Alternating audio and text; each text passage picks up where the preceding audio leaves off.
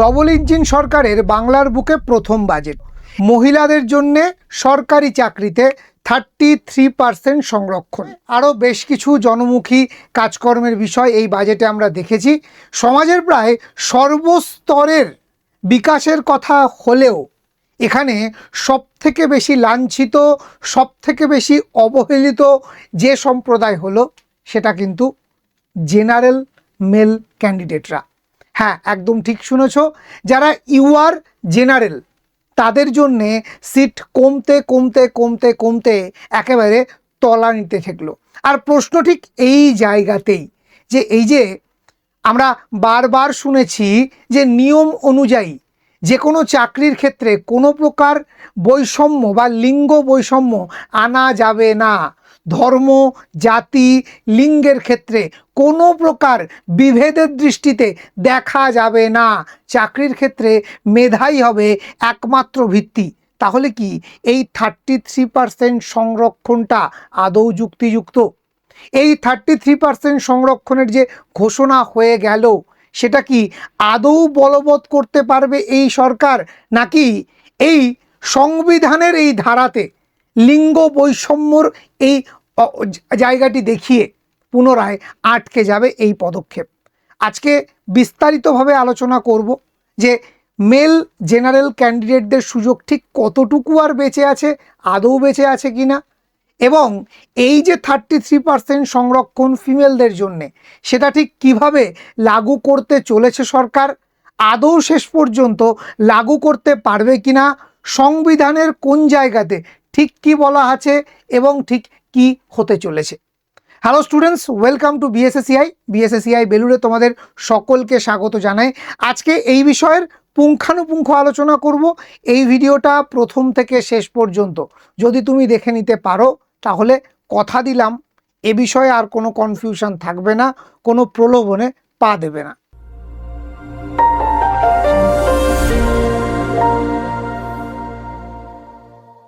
তো চলো, আমরা দেখে নিয়েছি যে গতকাল 1 লক্ষ সরকারি চাকরির ঘোষণা অলরেডি আমাদের সরকার করেছে। তার মধ্যে 50,000 প্লাস শুধু শিক্ষক নিয়োগের পরীক্ষা, 20,000 প্লাস পুলিশে নিয়োগের পরীক্ষা এবং সরকারি অন্যান্য ক্ষেত্রে 30,000 প্লাস ভ্যাকেন্সি নিয়োগের কথা বলা হয়েছে।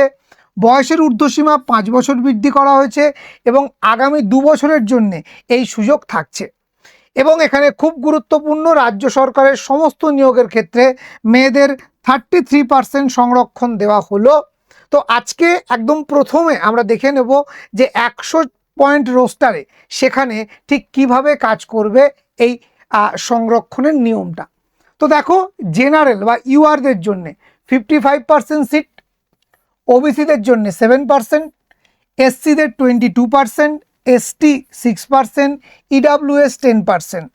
মেয়েদের জন্য যে 33% এটা কিন্তু আলাদা করে রাখা, যেটা সব ক্যাটাগরিতেই প্রযোজ্য হবে।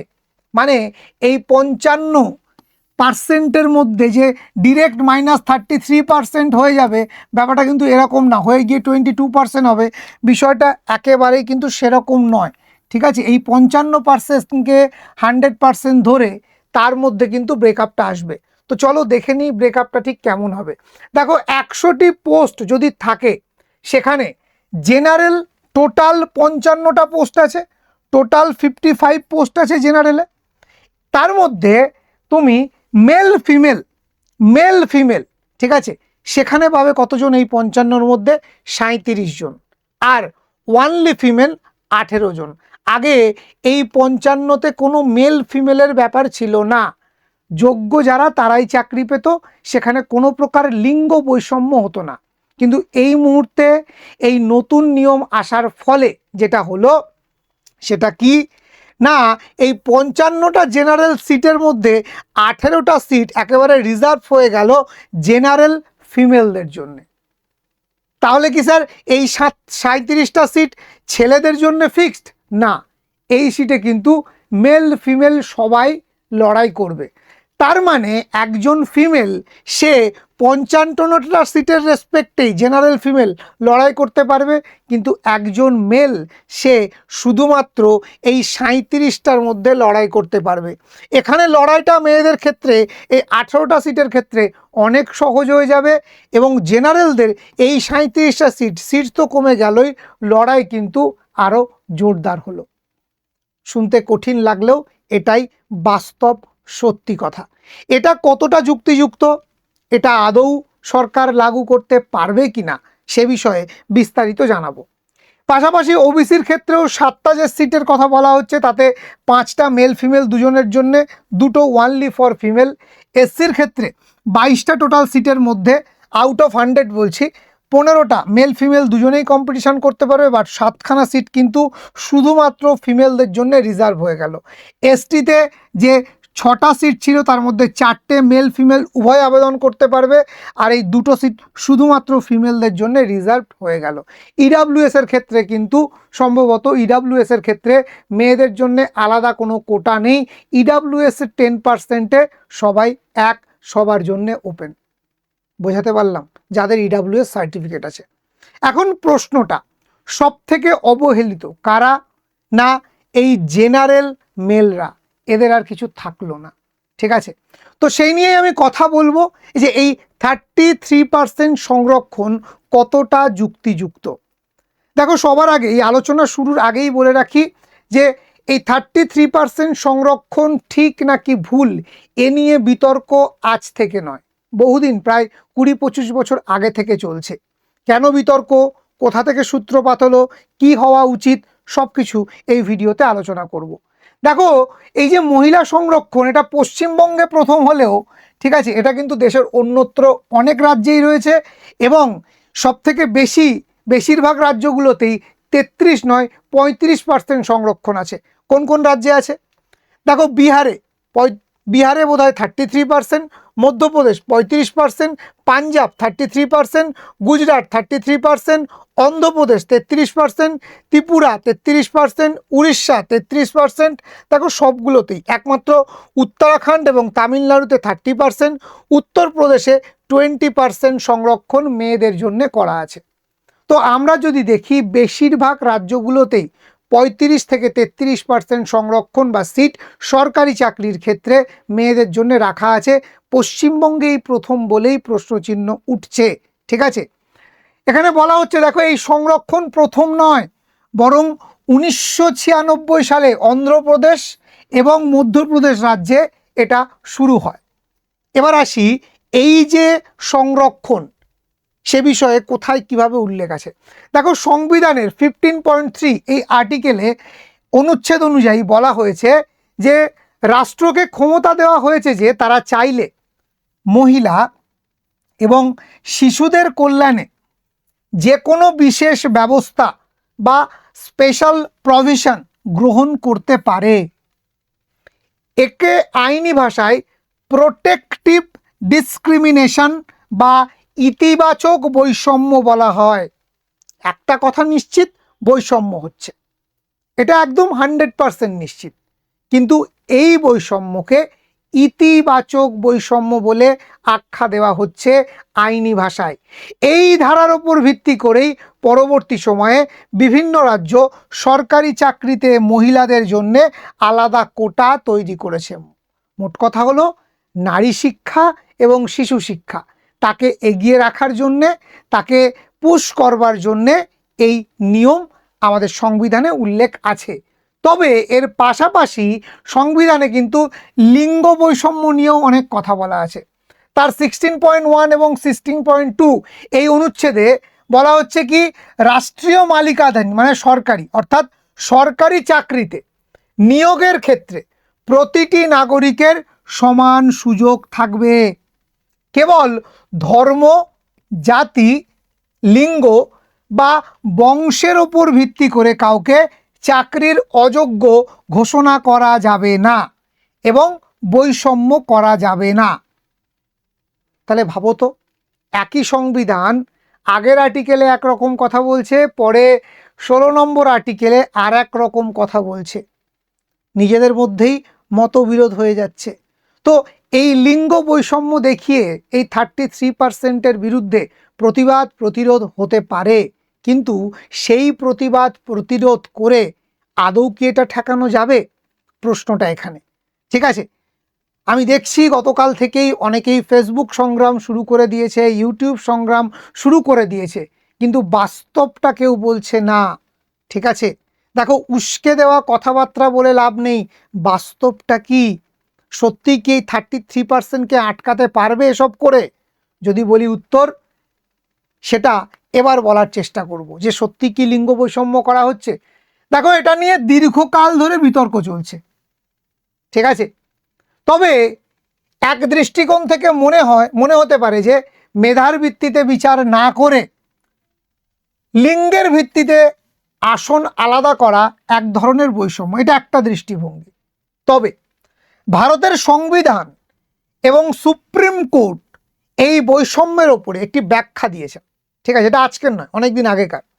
তারা বলছে এটিকে বৈষম্য নয়, বরং সাম্য প্রতিষ্ঠার একটি হাতিয়ার হিসাবে দেখা হয়।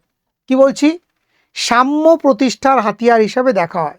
মানে ওই যারা ফেসবুক, ইউটিউব, টুইটার বিক্ষোভ শুরু করে দিয়েছেন, তাদের একটু ইতিহাসটা ঘাঁটা উচিত। দেখো, ভালো মন্দ 33%টা কম হতে পারতো, সেখানে আমি তোমাদের সঙ্গে একমত হতে পারি যে স্যার এটা 20% দিয়ে শুরু করা যেত, ধীরে ধীরে বাড়ানো যেত। হঠাৎ করেই 33% করে জেনারেলদেরকে এভাবে পিষে মেরে দেওয়াটা একদম ঠিক নয়, এটা আমিও সমর্থন করছি। কিন্তু তার মানে আমি যদি এখন বলতে শুরু করি না দেওয়াই যাবে না, সেটা আসলে কিন্তু সংবিধান বিরোধী। এবং জেনে রাখা প্রয়োজন, পশ্চিমবঙ্গে প্রথমবার হচ্ছে বলে তুমি হল্লাহাটি করছো, কিন্তু এটা ভারতবর্ষের অনেক রাজ্যে 1996 সাল থেকে, মানে আজ থেকে 30 বছর আগে থেকেই লাগু আছে, এবং আজকের দিনেও সেই ট্রেন্ড বয়ে চলেছে। বোঝাতে পারলাম? তো সংবিধানের 15.3 এই অনুচ্ছেদ অনুযায়ী এটিকে লিঙ্গ বৈষম্য বলা যায় না, এটাকে বলা হয় ইতিবাচক বৈষম্য, পজিটিভ ডিসক্রিমিনেশন বা সুরক্ষামূলক বৈষম্য। এর উদ্দেশ্য কাউকে ছোট করা নয়, বরং পিছিয়ে থাকা অংশকে টেনে মূল স্রোতে ফিরিয়ে আনা। এখানে আপনি যদি আমার মতামত চান, তাহলে আমি এটুকু বলতে পারি, সংবিধানের পরিচ্ছেদ অনুযায়ী যেমন এসসি এসটি বা এই যে কোটা, সেই সিস্টেমটা একটা নির্দিষ্ট সময়ের পর সমাজ থেকে উঠে যাওয়া উচিত ছিল, কিন্তু সেটা ওঠেনি। ঠিক এটাও তাই, যখন সংবিধান লেখা হচ্ছে সেই সময় নারীরা সত্যিই পিছিয়ে ছিল, তাদের জন্যে এই ইতিবাচক যে বৈষম্য সেটা প্র্যাকটিক্যাল ছিল, যুক্তিযুক্ত ছিল। কিন্তু আজকের দিনে কতটা যুক্তিযুক্ত? 1996 যদি 35% হয়, ধীরে ধীরে সেটাকে কমিয়ে দেওয়া উচিত, এটাকে কমানো যেতেই পারে। দেখো, মতামত একান্তই ব্যক্তিগত।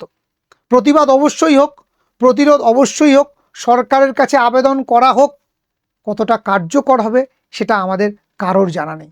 স্যার, তাহলে আমরা মেলরা কি না খেতে পেয়ে মরবো কেন? আমরা তো তোমাদেরকে দেখালাম যে কতগুলো সিট আছে। 100টার মধ্যে আগে 55টা সিটে তুমি লড়াই করতে, এখন তোমার জন্য 37টা সিট। আমি জানি তোমার কষ্ট হচ্ছে যে স্যার এত কম সিট, আমি চাকরি পাবো না। একটা ছোট্ট কথা বলি, গত 15 বছরে একটা শিক্ষক নিয়োগের পরীক্ষা হয়নি, একটাও পরীক্ষা হয়নি, তাহলে 0 থেকে তো 37 বড়। গত 15 বছরে একটাও পরীক্ষা মেধার ভিত্তিতে নিয়োগ হয়নি, বারবার দুর্নীতির অভিযোগ উঠেছে, বারবার প্রশ্ন ফাঁস হয়ে গেছে। তো সেখানে মাটি দিয়ে চাকরি পেয়েছে, বারবার কেস হয়েছে, নিয়োগ প্রক্রিয়া আটকে গেছে, ধর্ণা দিতে হয়েছে, আসলে যোগ্যতার জায়গা পায়নি, যোগ্য তার একটাও জায়গা পায়নি। 0 থেকে তো 37 বড়। আমি কি বলছি আশা করি বোঝাতে পেরেছি। কিছু না পাওয়ার থেকে কিছু পাওয়া তো ভালো। নিজেকে এমনভাবে রেডি করো যাতে এই 37টা সিটের মধ্যে একটা সিট তুমি নিয়ে যেতে পারো। আমি জানি লড়াইটা কঠিন হবে, কিন্তু অসম্ভব নয়। অনেক কঠিন পরিস্থিতি গত 15 বছরে বাংলার ছাত্রছাত্রীরা দেখেছে, অনেক খারাপ সময় তোমরা কাটিয়েছো, একটা অন্ধকার যুগ পেরিয়ে এসছো।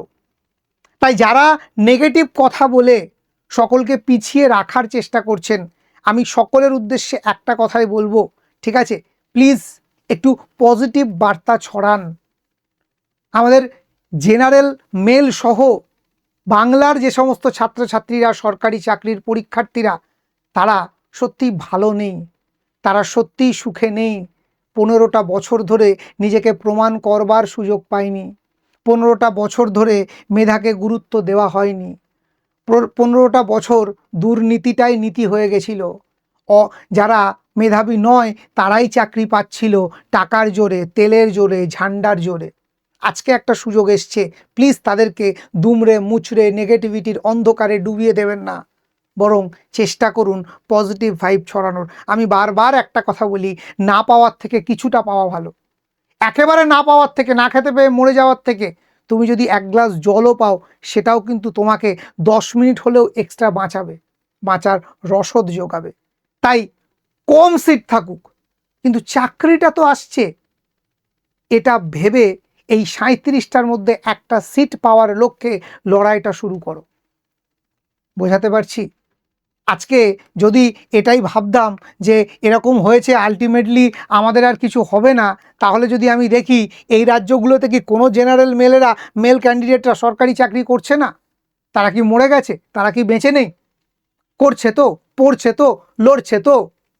তাহলে তুমিও পারবে, তুমিও পারবে, তুমিও পারবে, তুমিও পারবে। লড়াই চাই, জেদ চাই, খিদে চাই। যদি তোমার মধ্যে খিদে থাকে তাহলে তুমিও পারবে। তো যারা যারা মনে করছো যে সামনের সরকারি চাকরির পরীক্ষাগুলোকে টার্গেট করব, তারা অবশ্যই আমাদের পিএসসি ফাউন্ডেশন ব্যাচ, যেখানে ফুড এসআই থেকে MVI, IDO, clerkship, miscellaneous, group C, group D সমস্ত কিছু কভার আপ করছে। এছাড়াও গ্রাম পঞ্চায়েতে 3.0 ব্যাচ 18 তারিখ থেকে ক্লাস শুরু হয়েছে, সেই ব্যাচটাতেও তোমরা কিন্তু ভর্তি হতে পারো 999 টাকাতে। পাশাপাশি মেয়েদের জন্যে আইসিডিএস, এখানে কোনো ছেলেরা সুযোগ পায় না, শুধু মেয়েরা, ঠিক আছে, অল ইন ওয়ান ব্যাচ আমাদের চলছে। পঞ্চায়েত এবং আইসিডিএস কিন্তু পরপর রিক্রুটমেন্ট হতে চলেছে। আর যদি মনে করো আমি ওয়েস্ট বেঙ্গলের পাশাপাশি সেন্ট্রাল গভর্নমেন্টের এক্সাম সব কিছুকে একসঙ্গে প্রস্তুতি নেব, তাহলে অবশ্যই জেনকম ব্যাচে ভর্তি হতে পারো। আর এই মুহূর্তে দাঁড়িয়ে তোমরা যদি প্রস্তুতি ঠিক মতো নিতে চাও, তাহলে BSSCI digital learning app download করে নাও। 1 লক্ষ স্টুডেন্ট কিন্তু আমাদের এই অ্যাপে পড়াশুনো করছে প্রতিদিন। জাস্ট ডাউনলোড করো। প্রত্যেকটার ফ্রি কোর্স কিন্তু আমরা ইতিমধ্যে দিয়ে রেখেছি। ফ্রি কোর্সে নিয়মিত লাইভ ক্লাস দেওয়া হয়, ঠিক আছে। তো এই ক্লাসগুলো সম্পূর্ণ বিনামূল্যে এভরিডে করো, প্র্যাকটিস করো, পরীক্ষা দাও, মক টেস্ট দাও, ঠিক আছে, আর এগিয়ে যাও নিজের স্বপ্ন পূরণের লক্ষ্যে। তো 33% সংরক্ষণ হয়েছে মানে আমার স্বপ্ন শেষ, এটা ভেবো না, বরং 15 বছরে একটাও পরীক্ষা ঠিক মতো হয়নি, সেখানে যখন বেঁচে থাকতে পেরেছো, আজকে 55-র মধ্যে 37টা স্কোপ তোমার জন্য আছে।